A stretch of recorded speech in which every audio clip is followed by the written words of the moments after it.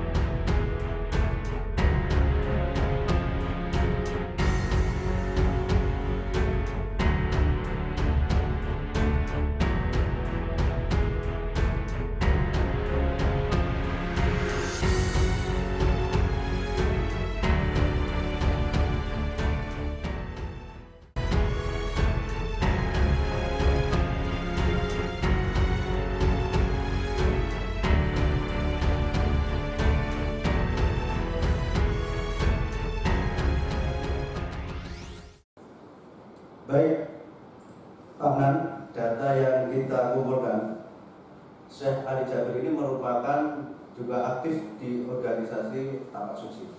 Ya. Nah, Bapak sebagai Ketua Umum, apa pendapat Bapak terkait kejadian peristiwa penusukan yang menimpa Syekh Ali Jabir kemarin? Ya, terima kasih ya Mas Arul. Jadi kalau kita melihat kejadian penikaman yang terjadi pada Syekh Ali Jabir itu, ini untuk yang kesekian kalinya para aktivis agama gitu ya, itu mengalami persekusi terhadap orang-orang yang tidak dikenal. Dan kita sebenarnya sudah menduga nanti akan apa gitu ya. Jadi makanya saya menulis di medsos saya itu menyatakan bahwa pelakunya itu gila gitu, tanda tanya. Tapi ternyata saya tadi dapat info ya memang pernah mengalami gangguan jiwa gitu. Nah oleh karena itu ini menjadi peringatan bagi kita semua ya, bahwa kewaspadaan ya itu menjadi sangat penting, dan kami sangat prihatin karena di tengah mewabahnya coronavirus ini ternyata kejadian-kejadian semacam itu ya tetap terjadi. Harusnya hal-hal yang demikian tidak boleh ya terjadi, ini menurut kami. Yang kedua, Syekh Ali Jabir itu untungnya ikut bela diri ya, sehingga refleksnya itu jalan. Jadi ketika yang diarah adalah leher, maka dia secara otomatis nangis. Itu yang diarah lehernya. Sehingga dada apa lagi Pak, menurut Bapak? Ya, pokoknya seputar leher sama dada. Lintasan kan tidak bisa diduga ya. Tapi kalau melihat arahnya ini leher, kemudian dia nangis, ini kena lengannya. Nah, ini menjadi peringatan kita juga bahwa ulama itu, kalau yang zaman dulu ulama itu juga latihan bela diri, itu zaman dulu. Nah sekarang kan ya ilmu ulama belajar ilmu agama ansih gitu. Nah tapi ini menjadi apa hikmah bagi kita, ulama itu perlu dibekali dengan ilmu bela diri. Kalaupun tidak, itu juga harus dipersiapkan keamanan ya, bagi ulama itu menjadi, menurut kami itu menjadi sangat penting. Yang ketiga, kita juga bisa mengambil pelajaran ya, bahwa di tapak suci kan tidak dilatih ilmu pengebalan tubuh, kemudian ilmu pernapasan yang sehingga menjadi orang tahan terhadap bacaan dan sebagainya. Enggak. Ini menunjukkan bahwa tapak suci ya ini berserah diri kepada Allah. Jadi kalau kita sudah berserah diri kepada Allah, kita sudah berusaha untuk mengantisipasi terjadinya serangan dan sebagainya, ya semua tergantung kepada Allah. Maka kalimat yang sering kita ucapkan di tapak suci itu la haula wala quwata illa billah. Jadi nasib kita itu ya hanya Allah. Walaupun sekebal-kebalnya orang, kalau Allah itu tidak menghendaki orang itu kebal, ya meninggal, ya luka. Jadi itu ada hikmah dari seorang bela diri itu. Refleksnya itu menggambarkan kalau dia itu ustadz itu ulama Syekh Ali Jabir itu memang refleks seorang bela diri itu. Refleksnya jadi orang yang biasa bela diri itu setiap kali ada serangan itu refleksnya jadi seperti praktisi MMA misalnya. Itu refleksnya jadi kalau ada orang yang mendekat kelihatannya maunya dia otomatis akan melawan. Itu namanya refleks. Refleks itu bisa dilatih karena kebiasaan. Refleks itu kebiasaan. Jadi tidak bisa dipersiapkan, tidak bisa. Nah, itu yang menurut saya lihat gitu ya. Saya pun juga begitu. Jadi kalau refleks kita sudah jadi itu otomatis kalau ada serangan, kemudian ada hal yang tiba-tiba gitu, itu akan jadi. Pak Afnan tadi menyebut orang gila gitu, tadi sebut ada kemungkinan itu Pak. Dan ini tagar orang gila ini menjadi trending Pak. Dan narasinya lebih negatif. Ya. Pendapat apa gimana? Jadi insting ya. Ini juga insting namanya.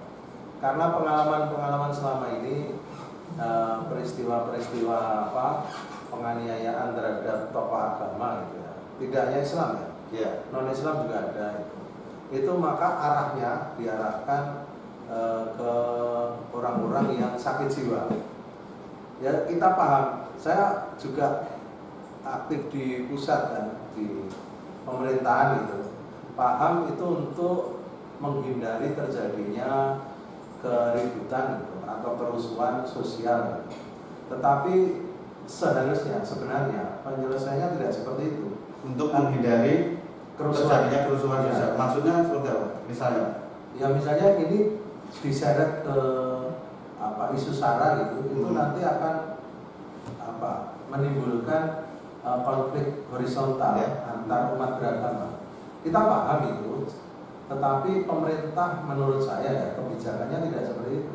Kebijakannya harusnya walaupun dia itu sakit jiwa, itu tetap harus ada proses hukum yang transparan. Kalau kita lihat peristiwa di Amerika ya, ada orang psikosomatis yang membunuh ibunya dengan 21 kali tusukan itu tetap dibawa ke pengadilan.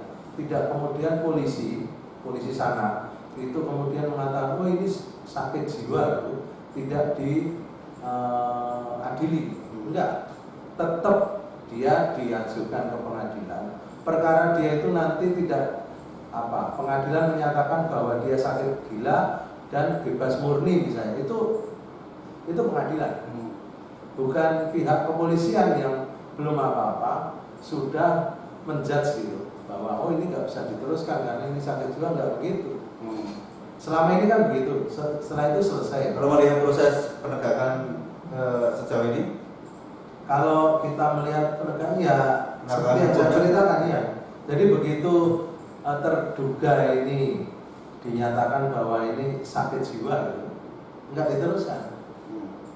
Ya sudah selesai gitu. Alasannya ya kalau saya tanya kepada pihak untuk menghindari terjadinya kerusuhan sosial, ini nggak benar. Untuk menghindari itu ya di pengadilan itu.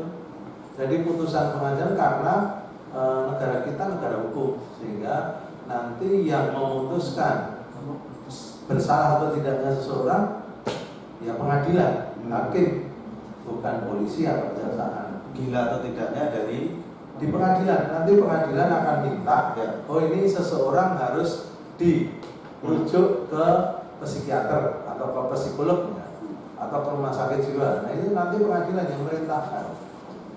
Karena ada kekhawatiran juga nanti kalau itu tidak tidak dilakukan nanti presiden dulu ke depan gitu ya Pak. Betul, nanti itu menjadi modus ya.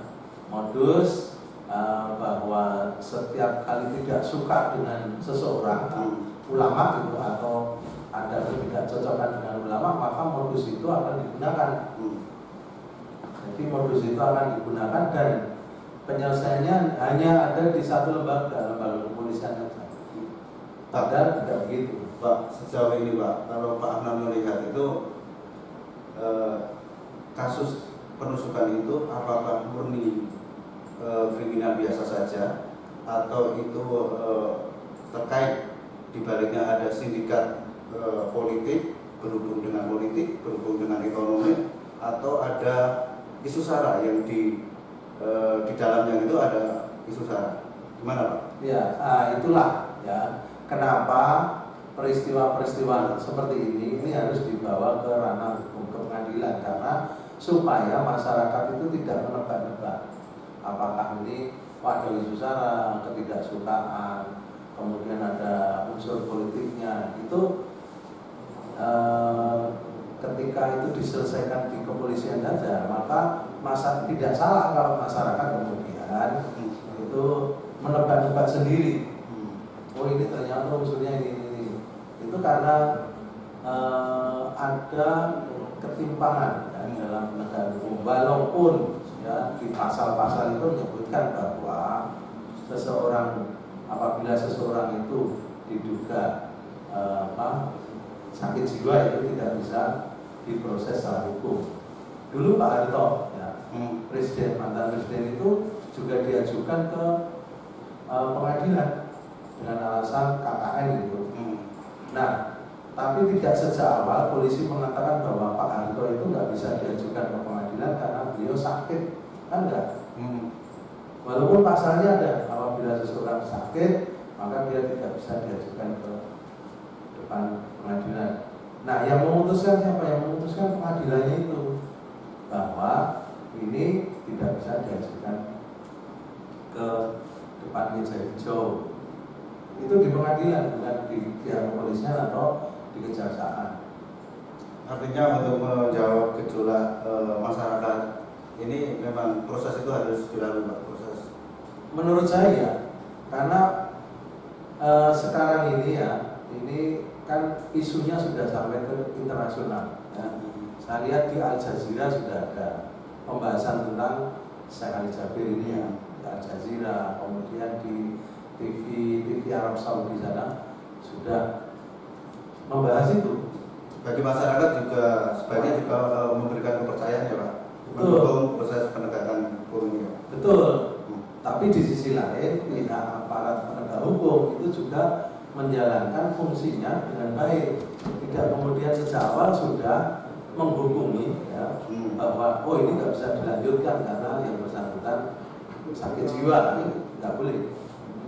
Yang kedua menurut saya itu harusnya ya, begitu seseorang terindikasi sakit jiwa ya, ketika dia diajukan ke meja hukum itu tetap harus ada keputusan. Misalnya oh ini sakit jiwa, berarti harus dimasukkan ke rumah sakit jiwa. Atau kemana, yang dimana di situ memang tempat seseorang untuk dirawat. Jadi tidak kemudian dibebaskan, diberikan ke orang tuanya untuk melakukan pembinaan terhadap yang bersangkutan. Ini nggak fair. Masyarakat jadi nggak percaya. Ya. Kalau dari Tapak Suci sendiri ada sikap apa? Nah, ini melihat kondisi yang seperti ini, eskalasinya sudah tidak memungkinkan untuk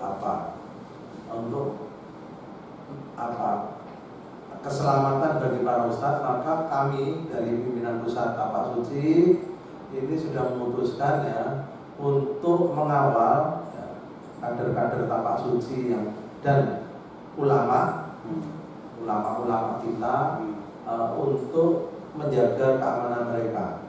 Jadi satu, menjaga keamanan ulama, yang kedua menjaga keamanan amal usaha Muhammadiyah, kemudian yang ketiga yang menjaga diri sendiri, kader-kader Muhammadiyah. Kita sudah membentuk namanya Posegu. Posegu itu pasukan khususnya perguruan seni bela diri Tapak Suci. Kemarin sudah yang paling besar itu di Malang. Ini kemarin Lampung melantik 100 orang anggota Posegu. Nanti disusul yang lain-lain. Ini tugasnya khusus untuk mengamankan atau menyelamatkan para ulama, para dai dan amal usaha Muhammadiyah. Seberapa kuat Pak ikatan antar Tapak Suci itu Pak? Kalau kita itu kan sesuai dengan ikrar Tapak Suci ya. Satu, setia pada perguruan. Dua, saling menghormati, menjaga harmoni dan sebagainya. Setia kawan. Nah, jadi antar anggota maupun siswa maupun pendekar itu ada istilahnya kesetia kawanan. Kalau di TNI mungkin istilahnya spirit corps ya, spirit corps, semangat korpsnya itu kuat. Kita itu Tapak Suci juga punya ya kader-kader yang di TNI maupun di Polri. Kemudian ada juga yang di lembaga-lembaga pemerintah. Nah, yang terakhir pendirian Tapak Suci di luar negeri yang terakhir ya, itu di Libanon. Itu yang luar biasa adalah pelatihnya itu adalah salah satu anggota kontingen Garuda, kontingen Garuda yang bertugas di Libanon menjadi pasukan perdamaian di sana. Ini siswanya udah lumayan 60 orang dan itu bukan orang yang belajar orang Indonesia yang belajar di Libanon, tapi betul-betul penduduk asli Libanon. Ada 60. Jadi Tapak Suci sudah ke internasional ya Pak? Sudah ada di 18 negara. Yang terakhir di Libanon. Pak Afnan ini juga sebagai senator ya.